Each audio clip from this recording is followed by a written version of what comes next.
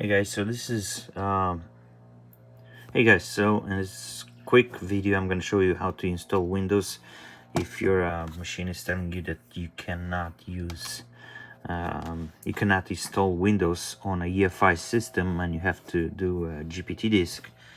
The quick is really easy. You basically have to, when you're here and you have that error, you have just to push Shift and F10. So basically Shift F10. Here you're gonna type disk part, just like this, enter. Now this part is on. Now we're gonna list the disk, so we're gonna see the disks.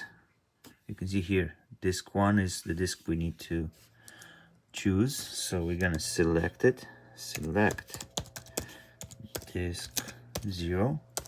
Okay, so you can see disk 0 is selected. Now we're gonna clean it, so type clean, enter.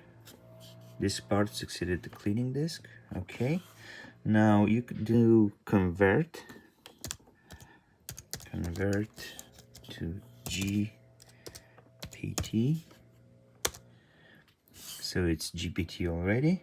And now we just type exit, or we can close the app from top right here.